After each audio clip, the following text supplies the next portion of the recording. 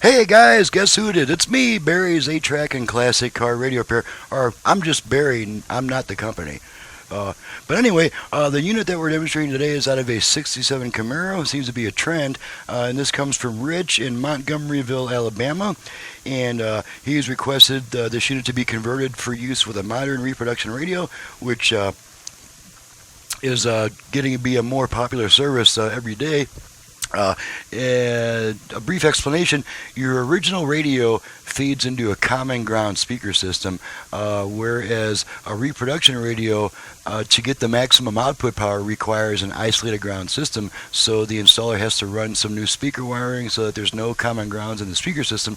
Well, since this unit was designed to work into a common ground speaker system, it can no longer work when you've got a reproduction radio in there or a converted radio that's wired for maximum output. So what we do is we rip out all the speaker output stuff in here. We go back in with my own special hand-built preamp that sounds much brighter than the original, and then we've got these controls will no longer have any effect because that's all done at the radio now. All your volume, tone, and balance is done at the radio, and the only thing that still works on the 8-track will be the program change button, and any lights that it came with will work as well. So just a real brief.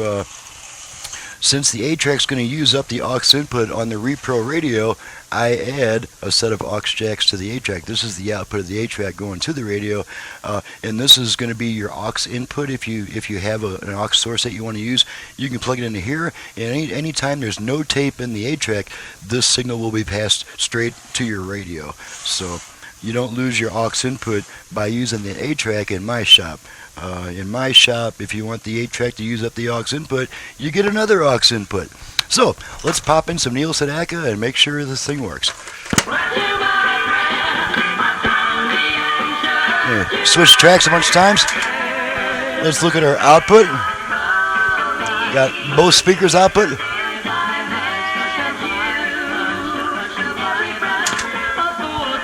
And we're just going to keep changing tracks.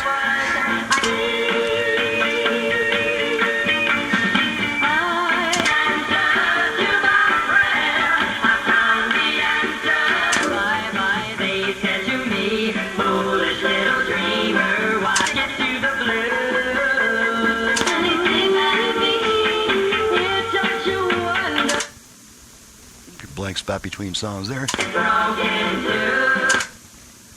Okay, we're getting close to a track change because all the songs are ending. There's our automatic track change. There we go.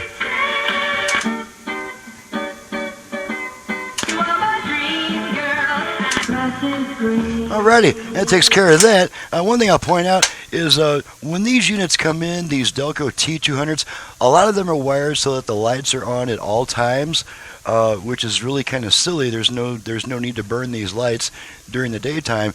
So I just rewire them so that the lights only light up when there's a tape in there. Since there's no separate circuit for the lighting on this unit, I just wire them so that the lights don't come on until there's a tape in there. Just like that. So that being stated, I'm out of here. I'm Barry with Barry's 8-track and classic car radio repair. I'll save you guys the spiel and the drill. I'm sure you know what I'm going to say and how to reach me. So thanks for watching and listening. We'll see you next time.